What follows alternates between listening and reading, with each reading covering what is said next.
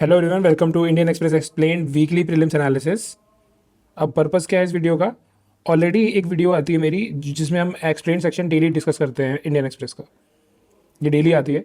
On Sundays E paper में कोई explain section नहीं होता है, तो हम क्या करते हैं कि संडे को एक क्विक रिव्यू ले लेते हैं पूरे वीक का, जो भी एक्सप्लेन सेक्शन में आया था, ई पेपर में आया था जो भी उसका, प्लस कुछ आर्टिकल होते हैं जो कि सिर्फ साइड पे आते हैं एक्सप्लेन सेक्शन में।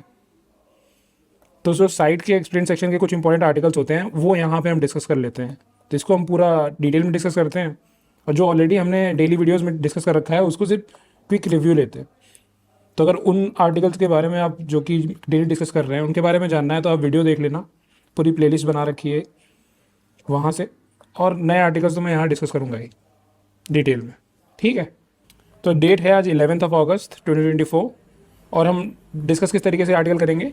हम 5 अगस्त से शुरू करेंगे, क्योंकि यहाँ तक तो हम ऑलरेडी डिस्कस कर चुके थे पिछली वीडियो में, जो पिछली वीकली रिव्यू था उसमें यहाँ तक डिस्कस कर चुके हैं। तो 5 अगस्त से शुरू करेंगे और 11 अगस्त तक जाएंगे। पहला आर्टिकल देखते हैं। अब देखो, ऑलरेडी आपको पता होगा कि यूक्रेन और रशिया के बीच में वॉर चल रहा है 2-2.5 साल से, ठीक है। तो जो हमारा यूरोपियन यूनियन है, ये आपने सुना तो होगा ही, ये क्या करता है, इसने क्या किया था, इसने बोला था कि रशिया को फंडिंग ना मिले वॉर के लिए, तो इसने बोल दिया कि जो रशिया की इकोनॉमी है हाई डिपेंडेंट है on export of crude oil और नेचुरल गैस। और इम्पोर्टर इनका कौन है? इम्पोर्टर ये यूरोप की कंट्रीज़ ही हैं। तो इसने बोला कि हम क्या करेंगे कि हम तुम्हें बैन लगा देंगे इन कंपनीज़ पे, ताकि इनको पैसा ही ना मिले, ठीक है। बट क्या है कि सैंक्शन हो नहीं पाया पूरा, क्योंकि इतना हैवीली डिपेंडेंट है, तो इतनी जल्दी थोड़े ना ये अपने इंपोर्ट को सब्स्टिट्यूट कर पाएंगी जो यूरोप की कंट्रीज़ हैं। तो अभी क्या हुआ है कि अभी एक पाइपलाइन है जो न्यूज़ में है, जो हमारे प्रीलिम्स के लिए काम का है, वो देखते हैं। अब तो देखो, बैकग्राउंड बता दिया मैंने। अब देखो, ये जो ड्रम्स करके पाइपलाइन है ये न्यूज़ में थी, क्योंकि ये देखो इसका एक ब्रांच है, ये सदर्न ब्रांच, ये यूक्रेन के थ्रू होके जा रहा है। कौन कौन सी कंट्रीज़ में? हंगेरी में जा रहा है, स्लोवाकिया में जा रहा है, जेक रिपब्लिक में जा रहा है। अब क्या हुआ था कि यूरोपियन यूनियन ने तो सैंक्शन लगा दिए थे 2022 में ही, बट कुछ कंट्रीज़ को अलाउ कर दिया गया है, क्योंकि इनकी जो डिपेंडेंस है बहुत ज़्यादा हाई है, तो इनको अलाउ कर दिया गया है कि आप इंपोर्ट कर सकते हो। तो अब यूक्रेन ने बोला है कि जो सदर्न ये ड्रग्स पाइपलाइन है, इस पर हम यहाँ से जाने नहीं देंगे क्रूड ऑयल को, ठीक है। तो इसलिए ये न्यूज़ में है। तो हमारे लिए काम का क्या है कि ड्रग्स पाइपलाइन क्या है, ये रशिया से चलती है, यूक्रेन से पास होकर ऐसे जाती है, और ये क्रूड ऑयल की पाइपलाइन है, ठीक है, नेचुरल गैस नहीं, क्रूड ऑयल। पाइपलाइन से ट्रांसपोर्ट क्यों करते हैं? पाइपलाइन से सस्ता पड़ता है, ठीक है। इतना ही था काम का हमारे लिए। बाकी नेचुरल गैस के बारे में बोल दिया है कुछ, कि यूरोपियन यूनियन ने बोला है कि नेचुरल गैस जो कि हमारे यहाँ आती है, तो बेसिकली जो नेचुरल गैस आती है रशिया से, वो ट्रांसशिपमेंट में ज़्यादा यूज़ होती है। ट्रांसशिपमेंट का मतलब कि वो यहाँ से आती है इनके पास, अब ये लोग क्या करेंगे, फिर थर्ड कंट्री में एक्सपोर्ट करते हैं जो यूरोपियन कंट्रीज़ हैं, तो इसे बोलते हैं ट्रांसशिपिंग। तो नेचुरल गैस तो ज़्यादा ट्रांसशिप हो जाती है, बट ये क्रूड ऑयल जो है ये ज़्यादा यूज़ करते हैं ये लोग। तो इतना याद रखो कि ड्रज़्बा पाइपलाइन आ जाए न्यूज़ में कि कहाँ है, तो पता हो। नेक्स्ट चलते हैं। अब ये देखो, ये तो वैसे पिछले वीक में मैंने डिस्कस किया था, बट इस वीक में इसका रिगार्डिंग डीप सी मेटल्स के अलावा के रिगार्डिंग कोई आर्टिकल आया नहीं था, तो इसको डिटेल में डिस्कस करते हैं यहाँ पे। अब देखो, डीप सी मेटल्स या डीप सी मिनरल्स होते क्या हैं? ये बेसिकली पॉली मेटेलिक नोड्यूल्स होते हैं, या इनको बोल सकते हो कि मैंगनीज के नोड्यूल्स होते हैं। अब इनके अंदर होता क्या है? इनके अंदर होगा तुम्हारा कॉपर हो गया, कोबाल्ट हो गया, निकल हो गया, ऐसे ही क्रिटिकल मिनरल्स मिलते हैं जो कि आजकल की इमर्जिंग इंडस्ट्री जैसे बैटरी हो गया, इन सब में बहुत डिमांड में। और पॉलीमेटेलिक सल्फाइड्स होते हैं। अब जैसे इसमें आयरन मिलता है, कोबाल्ट मिलता है, ठीक है, लेड मिलता है, तो ऐसे बहुत सी चीज़ें मिलती हैं। इसी में इंडस्ट्रीज़ जो हैं माइनिंग में इंटरेस्टेड हैं, इसी चीज़ के माइनिंग। अब लेकिन प्रॉब्लम क्या है कि देखो, ये मिलते हैं काफ़ी डेप्थ में। अब यहाँ पे अगर माइनिंग करोगे तो यहाँ एक तो क्रीचर्स रहते हैं जो कि ऑलरेडी, एक तो बहुत हाई प्रेशर रहता है, जैसे ओशन में नीचे जाते हो हाई प्रेशर में रहते हैं, ऑक्सीजन डेफिशिएंट कंडीशन में रहते हैं। अभी कुछ दिन पहले आर्टिकल था कि यहाँ पे भी ऑक्सीजन बनती है, बट फोटोसिंथेसिस से नहीं बनती है, इलेक्ट्रोलिसिस से बनती है। इलेक्ट्रोलिसिस क्या होता है? Basically breaking down of something. तो यहाँ पे वाटर को ब्रेक करके, जैसे H2O को ब्रेक करके H2+O2 बना के ये लोग यहाँ पे सर्वाइव करते हैं। ठीक है, तो इसको डार्क ऑक्सीजन भी बोलते हैं, ये ऐसे आर्टिकल थे। तो यहाँ माइनिंग होगी तो सेडिमेंट रिलीज होंगे ढेर सारे, इवन मतलब एनवायरमेंटल रिपरकशन बहुत ज़्यादा होंगे। अब इसके बारे में लीगल बाइंडिंग रूल्स कौन बना रहा है? International seabed authority. ठीक है, इसका हेडक्वार्टर कहाँ पे है? जमाइका किंगस्टन में।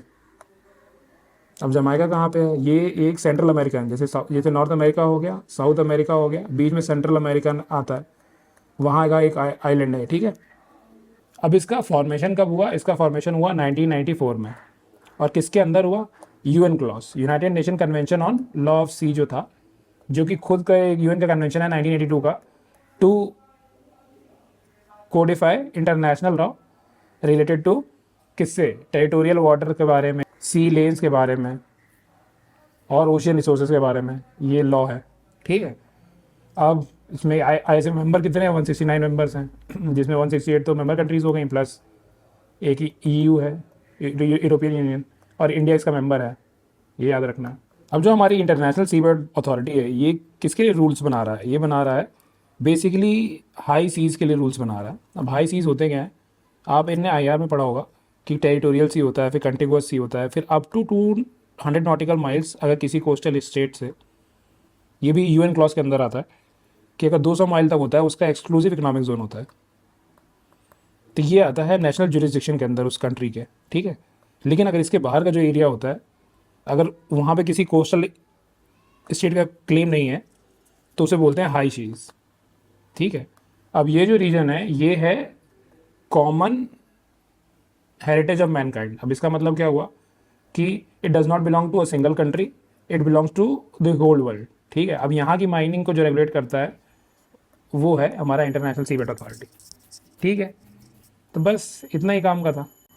अब देखो बेलीज ब्रिज क्या होता है? ये कुछ काम का नहीं है, ये बेसिकली एक प्री फैब्रिकेटेड ब्रिज होता है जो कि ईजिली बन जाता है अगर किसी डिजास्टर वाले एरिया में जाना है, और ब्रिटिश बहुत यूज़ किया करते थे इनका।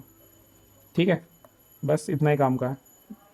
अब मॉनेटरी पॉलिसी कमेटी के बारे में क्या है? ये देखो इस आर्टिकल में कुछ काम का नहीं है, बस इतना है कि MPC क्या है? ये एक स्टैट्यूटरी बॉडी है। फाइनेंस एक्ट जो 2016 का था उसने अमेंड किसको किया? RBI एक्ट को किया 1934 को। ठीक है, उसके अंदर फिर बनी ये मॉनेटरी पॉलिसी कमेटी, और इसका काम क्या है कि ये इन्फ्लेशन को टारगेट करती है विद इन 2 से 6% के अंदर रखना होता है इसको। अगर इससे ऊपर चला जाता है 9 महीने से ज़्यादा, मतलब 3 क्वार्टर के ऊपर, तो इसको एक रिटर्न रिपोर्ट देनी पड़ती है गवर्नमेंट को, सेंट्रल गवर्नमेंट को, कि ऐसा क्यों हुआ। ठीक है, तो अकाउंटेबल भी बन जाती है इस तरीके से। अब मेंबर कितने होते हैं इसमें? मेंबर होते हैं 6, 3 गवर्नमेंट के और 3 RBI के। जैसे RBI बोर्ड का एक बंदा हो गया, और RBI गवर्नर जो होते हैं वो इसके वो होते हैं चेयरमैन होते हैं। ठीक है, बस इतना ही काम का था। नेक्स्ट चलते हैं। अब देखो सब क्लासिफिकेशन वाला क्या मैटर था, ऑलरेडी मैंने बता दिया था, वैसे उस दिन डिस्कस किया था डिटेल में, तो इसको बस शॉर्ट में डिस्कस करेंगे। बेसिकली सुप्रीम कोर्ट ने बोला है कि SC और शेड्यूल ट्राइब जो होता है ये इसको अब सब क्लासीफाई किया जा सकता है। सब क्लासिफिकेशन का मतलब, जैसे मान लो ये पूरा SC का ग्रुप है, अब इसमें कुछ SC ग्रुप था जो कि रिजर्वेशन का फ़ायदा नहीं उठा पा रहा था ड्यू टू किसी भी रीज़न से, हिस्टोरिकल बैकग्राउंड की वजह से या फिर, लेकिन बाकी जो SC ग्रुप हैं ये फ़ायदा उठा पा रहे थे। तो अब इन्हीं के लिए बोला गया है कि इनको सब क्लासीफाई कर दो ताकि रिजर्वेशन का फ़ायदा उठा पाएँ। ठीक है, और इसी को बोलते हैं सब्सटेंटिव इक्वालिटी, जो कि हमारा इकोनॉमिक बैकग्राउंड और जो हिस्ट्री है, हिस्टोरिकल इनजस्टिस जो हुआ है उसको ख़त्म करने के लिए काम करती है, उसे बोलते हैं सब्सटेंटिव इक्वालिटी। ठीक है, अब देखो जो ऑल्डरमैन का इशू है कहाँ पे, ये म्यूनिसिपल कॉर्पोरेशन में दिल्ली की, ये एक तो पहली बात तो म्यूनिसिपल कॉर्पोरेशन का जो इशू है ये लोकल इशू है। एंड ऐसा बहुत होता है कि दिल्ली में कुछ न्यूज़ चलती है और वो बहुत घूमती है, बट वो कभी प्रीलिम्स में आती नहीं है क्योंकि बहुत लोकल स्पेसिफिक न्यूज़ होती है। तो ये मैंने डिस्कस नहीं करना, ये इंपॉर्टेंट नहीं है। ये तुम्हें टेस्ट सीरीज़ वगैरह में मिल जाएगा क्वेश्चन, बट ये सही में इंपॉर्टेंट नहीं है, ये कुछ काम का नहीं है। इसके बारे में ऑलरेडी डिस्कस कर भी चुका हूँ, बट यहाँ पे शॉर्ट में बताऊँगा। बट इसके 3-4 आर्टिकल्स हैं, तो एक बार उसी पेज पे चलते हैं, वहीं बताएंगे। तो अब देखो यहाँ से लेके यहाँ तक पूरा, यहाँ तक ये सब सेम चीज़ दी हुई है। तो डिस्कस करते हैं बांग्लादेश का इशू क्या है। अब देखो ये तो पता ही होगा कि एक वेस्ट पाकिस्तान था पहले, फिर ईस्ट पाकिस्तान था, ईस्ट पाकिस्तान अब जो है ये बांग्लादेश है। तो ईस्ट पाकिस्तान का जो 1971 में इंडिपेंडेंस हुआ, ठीक है। अब इसमें एक बहुत इंपॉर्टेंट पर्सन थे मुजीबुर रहमान, उन्होंने बहुत ज़्यादा रोल प्ले किया है इसके इंडिपेंडेंस में। इनको फादर भी बोलते हैं वहाँ बांग्लादेश का। अब ये क्या है, शेख हसीना के भी फादर है, ठीक है। अब शेख हसीना है अवामी लीग की पॉलिटिकल पार्टी जो है उसकी हेड। अब इनके फादर ही थे, तो इन्होंने बोला कि जो फ्रीडम फाइटर्स थे उनको क्या करेंगे, हम कोटा देंगे जॉब्स में और सिविल सर्विसेज में, ठीक है। अब इनकी डेथ हो गई 1975 में वैसे तो। अब ये क्या हुआ कि कोटा सिस्टम धीरे धीरे क्या हुआ ओवर द टाइम, अब फ्रीडम फाइटर्स को ही नहीं उनके डिसेंडेंट्स को भी दिया जाता था, ठीक है, ये कोटा।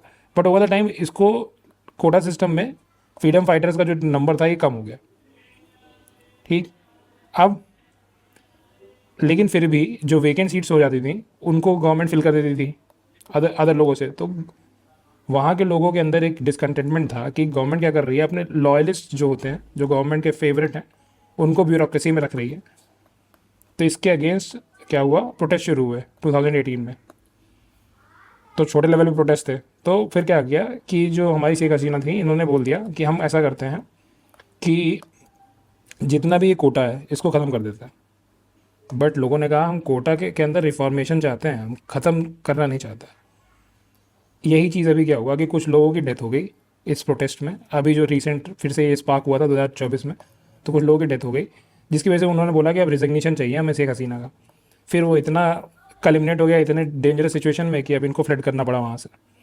अब जो वहाँ पे अभी क्या हुआ, इंटरिम गवर्नमेंट बनी है, उसके हेड कौन है, मोहम्मद यूनुस।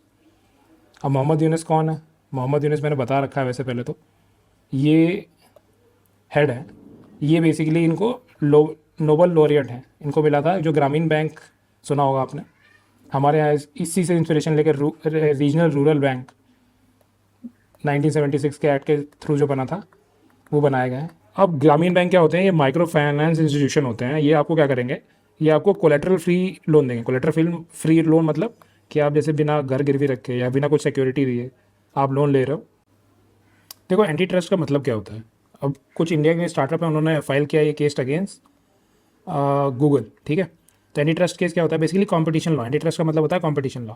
अगर कोई भी कंपनी है वो अपनी मार्केट में डोमिनेंट पोजीशन को यूज़ करके कंपटीशन को हैम्पर कर रही है, तो उसको रोकने के लिए कंपटीशन लॉ बनाया जाता है। तो हमारे यहाँ ये कौन देखता है, एक हमारे यहाँ बॉडी है जिसका नाम है कंपटीशन कमीशन ऑफ इंडिया, 2002 में बनी थी on the recommendation of Raghavan committee, ठीक है।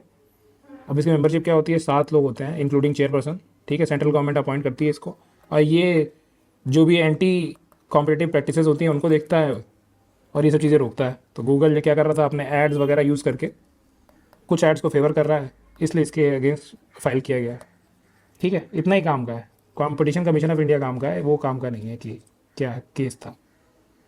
नेक्स्ट, यन कैरी ट्रेड, ये तो मतलब 20 बार बता चुके हैं यार बट ठीक है फिर भी बता देते हैं कि देखो यन कैरी ट्रेड क्या होता है। यन बेसिकली करेंसी कहाँ की है, जापान की। अब जापान में पिछले 17 साल से ऑलमोस्ट नेगेटिव इंटरेस्ट रेट थे, मतलब 0 से नीचे। अभी क्या किया है इनकी सेंट्रल बैंक ने, क्या कर दिया है कि इसको कर दिया 0.25। अब पहले क्या होता था, लोग क्या करते थे कि यहाँ से लेस इंटरेस्ट है यहाँ पे, और कहीं मतलब किसी दूसरी कंट्री में कुछ एसेट्स होंगे जो कि हाई इंटरेस्ट अर्निंग होंगे। देखो लेस इंटरेस्ट रेट पे बोरो किया और यहाँ पे वाली चीज़ जो हाई इंटरेस्ट अर्निंग है इसको ख़रीदा, तो इसके इनको प्रॉफिट होता था। अब जो ये प्रॉफिट होता था उस इसी स्ट्रैटेजी को, मतलब ऐसी स्ट्रैटेजी जिसमें इंटरेस्ट रेट डिफरेंशियल का यूज़ करके आप प्रॉफिट कमाते हो, इसको बोलते हैं कैरी ट्रेड। तो लोग क्या करते थे, यही करते थे। तो अगर ये चीज़ येन में हो रही है तो इसे बोलते हैं येन कैरी ट्रेड, ठीक है। लेकिन अभी क्या हुआ है कि अभी सेंट्रल बैंक ने बढ़ा दिया, तो लोगों को लगा कि अभी ये फर्दर कहीं ना इंक्रीज़ कर दे इसको। तो लोग क्या करने लगे, जो हाई एसेट्स जो होल्ड कर रहे थे ये लोग सेल करना शुरू कर दिए। तो मार्केट में पैनिक हुआ, तो ग्लोबल मार्केट जो है, ग्लोबल स्टॉक मार्केट जो है वो क्रैश हो गया, ठीक। नेक्स्ट चलते हैं। तो देखो अब ये तो शेख हसीना वाला केस तो बता ही दिया, ये भी कुछ काम का नहीं है। अब जीएसटी पे क्या, जीएसटी देखो, हेल्थ इंश्योरेंस पे जीएसटी कितना लग रहा है, 18% बढ़ा दिया है, कर दिया है गवर्नमेंट ने। तो इसी के लिए इसी के अगेंस्ट रोज चल रहा है। अपोजिशन पार्टीज़ कह रही है कि ये बहुत ज़्यादा कर दिया है आपने, फिर जो इंश्योरेंस इंडस्ट्री है कैसे डेवलप होगी, ठीक है। ये ऑलरेडी मैंने डिटेल में डिस्कस किया था, अभी देखो 3-4 मिनट का डिस्कशन था उसमें। तो अब यहाँ पे करूँगा तो अननेसेसरी वीडियो इंक्रीज हो जाएगी। तो आप क्या करो कि वीडियो के एंड में ऐसे एलिमेंट्स आते हैं, उसमें मैं उसको वीडियो का लिंक दे दूँगा, आप वहाँ से देख लेना डायरेक्ट, ठीक है। सेम ये एनडीएमए के साथ है। नेशनल डिजास्टर मैनेजमेंट अथॉरिटी, इसका हेड कौन होता है? हमारा प्राइम मिनिस्टर होता है। इसका भी डिस्कशन जो है 3-4 मिनट का है, अननेसेसरी यहाँ बढ़ेगा, जबकि डिस्कशन सेम ही रहेगा। तो वीडियो के एंड में से एलिमेंट्स आएंगे, उसमें से एक इसका भी दे दूंगा, वहाँ से देख लेना। पंजाब में बस ये याद रखो कि एक यहाँ कोई इरिगेशन कैनाल बनाया जा रहा है, मालवा कैनाल, नाम याद रखो बस। यही मैंने डिस्कस किया है वैसे वीडियोज़ में, लेकिन माल छोटा सा ही है बस। मालवा कैनाल याद रखो कि किससे रिलेटेड है, पंजाब से रिलेटेड है बस। अब prevention of money laundering act, ये तो दिन भर दिन न्यूज़ में आता ही रहता है, तो इसमें कुछ डिस्कशन नहीं। एक बार इसके नोट्स बना लो बस, उतना ही काफ़ी है। मेंस के लिए जो नोट्स बनाओगे वही काफ़ी है, ये और सालों तक न्यूज़ में रहता है तो कोई फ़ायदा नहीं है, ठीक है। तो ये क्या करो, हेड इसको जो एडजुडिकेटिंग बॉडी होती है इसकी कौन सी होती है? Enforcement directorate. ये किसके अंदर आती है? मिनिस्ट्री ऑफ फाइनेंस के अंदर आती है। ये काम की बात है, प्रीलिम्स के लिए छोटी सी बात। बाकी ब्रॉडकास्ट बिल जो है अभी आया है, तभी तो ये ड्राफ्ट स्टेज में है, तो हमारे काम का नहीं है। ये बेसिकली क्या करेगा कि जो ऑनलाइन जो न्यूज़ वगैरह चैनल्स बनते हैं उनको रेगुलेट करने के लिए बनाया जा रहा है। देखते हैं अभी इसमें डेवलपमेंट होने दो, तब डिस्कस किया जाएगा। अभी कुछ काम का नहीं है इसमें। बाकी ये भी कुछ काम का नहीं, ये भी नहीं। अब विनेश फोगाट का केस मैंने ऑलरेडी डिटेल में डिस्कस किया था, बट यहाँ बता देता हूँ। इन्होंने बेसिकली ये पहले चाहते नहीं 53 kg कैटेगरी में फ़ाइट करना, बट इसमें पॉलिटिक्स की वजह से इंडिया में किसी और को भेज दिया गया, तो इन्होंने फ़ाइट किया 50 kg में। अब इनका नेचुरल वेट जो है वो 55 kg के अराउंड है, तो इन्होंने वेट के कटिंग ही किया था खुद का। बट क्या हुआ कि जब ये फाइनल्स के लिए क्वालिफाई हुई, तब जब इनका वेट मेजरमेंट हुआ, जो कि फ़ाइट से पहले होता है, 2 बार होता है शायद, तो इनका कुछ 100 ग्राम्स बता रहे हैं कि ज़्यादा वेट मिला था, ठीक है। तो ओलंपिक कमेटी ने बोला कि मतलब एक तो रीज़न ये है कि चलो इनका वेट ज़्यादा पाया गया इसलिए इनको एलिमिनेट किया गया। दूसरा रीज़न ये है कि ओलंपिक कमेटी जो चाहती है कि लोग अपने नेचुरल वेट पे फाइट करें, ना कि वेट कट करके, कम करके। स्वेटिंग से वेट कम हो जाता है, उससे कम करके फाइट करें, ठीक है। तो क्योंकि एथलीट के लिए डेंजरस होता है। बस अगला देखते हैं।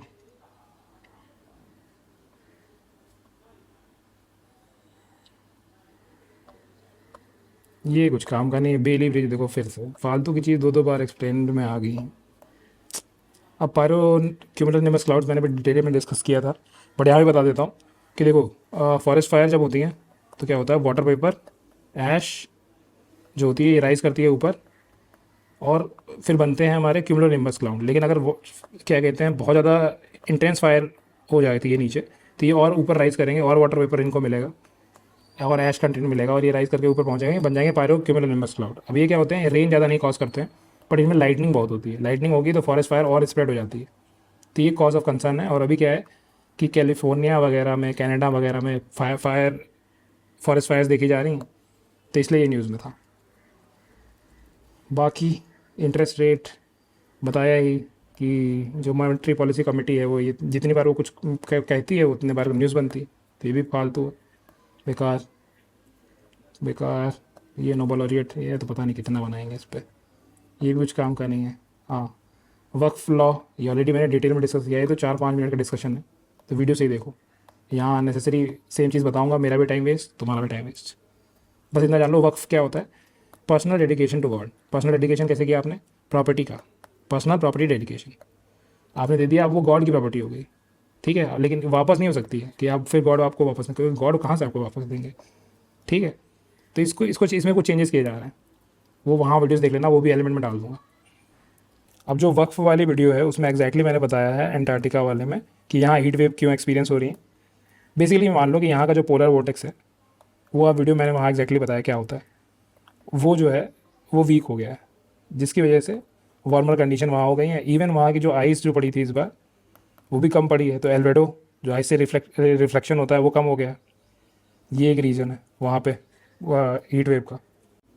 अब देखो ये तो हमारे कोई काम का नहीं है, इसमें बेसिकली सिलिका डस्ट के बारे में बात हुई है कि सिलिका जैसे मान लो मैन्युफैक्चर्ड स्टोन है। मैन्युफैक्चर्ड स्टोन का मतलब क्या हुआ कि जैसे क्रश्ड स्टोन थे उनको क्या हुआ, एडेसिव से चिपका के स्टोन बना दिया। अब इसमें क्या होता है, इसमें बहुत ज़्यादा सिलिका डस्ट निकलता है, इवन माइनिंग ऑपरेशन में निकलता है। इससे क्या कौन सी डिजीज़ होती है, सिलिकॉसिस, ठीक है।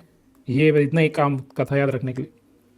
बाकी अगला आर्टिकल है कि जो ट्री प्लांटिंग कैंपेन्स हैं फेल क्यों जाते हैं, क्योंकि हम लोकल कंडीशंस जो हैं वहाँ की देखते नहीं है। जो लोकल ट्रीज़ नहीं प्लांट करते हैं, जैसे मान लो कोई माइक्रो क्लाइमेट मतलब किसी एरिया का लोकलाइज क्लाइमेट जो है उसको देख के वहाँ की जो स्पीशीज़ जो ऑलरेडी वहाँ के इंडिजिनस स्पीशीज़ हैं उनको देख प्लांट करना चाहिए। बट हम क्या करते हैं, हम बाहर की स्पीशीज़ प्लांट करते हैं, जिसकी वजह से फेल हो जाते हैं। एफॉरेस्टेशन वगैरह जो चीज़ें होती हैं उसकी। ठीक, ये कुछ काम का नहीं है, ये भी कुछ काम का नहीं है, ये भी कुछ काम का नहीं है।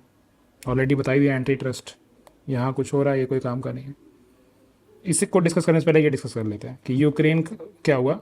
यूक्रेन ने बेसिकली रशिया के कुर्स्क रीजन में, रशिया मान लो ये रशिया है तो रशिया के ऐसे वेस्टर्न रीजन में कुर्स्क रीजन है, कल मैंने द हिंदू में डिस्कस किया था ये, वहाँ पे यूक्रेन ने बेसिकली अटैक कर दिया है। और ये आयरन के लिए फेमस है। और यहाँ पे क्या है, यहाँ पे एक न्यूक्लियर पावर प्लांट भी था जो कि थोड़ा डैमेज हुआ है शायद। ठीक, बस इतना ही काम का है कि कुर्स्क रीजन कहाँ पे है, रशिया में। बाकी ग्रेट बैरियर रीफ जो है ये ऑलरेडी 2016 से बता रखे थे कि समर में 5 ब्लीचिंग हो चुकी थी, एक बार और हॉटेस्ट समर है तो यहाँ ब्लीचिंग के इंसिडेंट हो सकता है, ये बात चल रही है। तो एक बार डिस्कस कर लेते हैं कि बैरियर रीफ क्या होता है, मतलब एक तो पहले कोरल्स क्या होता है और ये कहाँ पे है, ये सब देख लेते हैं। अब ये देखो, ये ऑस्ट्रेलिया का क्वींसलैंड रीजन है, उसके इस साइड में जो ओशियन है, ईस्ट साइड में, वहाँ पे ये हमारा ग्रेट बैरियर रीफ, वर्ल्ड का लार्जेस्ट रीफ सिस्टम है। ठीक है, अब कोरल्स क्या होते हैं? कोरल्स बेसिकली सी एनिमल्स होते हैं, छोटे से सेसाइल होते हैं, मतलब ये अटैच कर लेते हैं खुद को ओशियन बॉटम पे, साइड में, शैलो वाटर में, ये तो शैलो वाटर में सर्वाइव करते हैं। ठीक है, अब ये रहते हैं सिम्बायोटिक रिलेशनशिप में, किसके साथ रहते हैं? जूज़ैंथेले के साथ। अब जूज़ैंथेले क्या होता है? जूज़ैंथेले एक एल्गी होता है। ठीक है, तो ये हो गया एनिमल और ये हो गया एल्गी। अब एल्गी क्या करेगा? ये फोटोसिंथेसिस करके फूड प्रोड्यूस करेगा और ये इनको देगा सी एनिमल को। अब सी एनिमल क्या करेंगे? इस एल्गी को प्रोटेक्ट करेंगे। दोनों के लिए बेनिफिशियल हो गई रिलेशनशिप, इसलिए बोलते हैं इसको सिम्बायोटिक रिलेशनशिप। लेकिन क्या होता है, जैसे मान लो वार्मिंग बहुत ज़्यादा हो गई, ये टेम्परेचर ज़्यादा टॉलरेट नहीं कर पाते हैं, तो क्लाइमेट चेंज होगा, वार्मिंग होगी, हीट होगा, तो क्या होता है कि इनका जो ये एल्गी है ये इन्हें छोड़ देता है। तो फिर क्या होता है, यही एल्गी इनको कलर भी देता है। ठीक है, तो जब क्या होता है कि जब हीटिंग हुई, क्लाइमेट चेंज हुआ, टेम्परेचर बढ़ा, तो ये क्या होगा, एल्गी इसे छोड़ देगा, तो ये कोरल्स होने लगते हैं वाइट कलर के या कोई कलर नहीं, तो ये इसको बोलते हैं कोरल ब्लीचिंग बोलते हैं, हीटिंग की वजह से होता है। ठीक है, और याद रख लो 2-3 बातें और, कि जैसे कि जो रीफ वीफ वगैरह बनाते हैं ये हार्ड कोरल्स बनाते हैं, सॉफ्ट कोरल नहीं बनाते हैं, क्योंकि हार्ड कोरल्स ही होते हैं, इनके पास जो एक्सोस्केलेटन होता है वो कैल्शियम कार्बोनेट का होता है। ठीक है, तो ये बनाते हैं। भाई ये इतनी काम की बात की थी बस। That's it for today, thank you.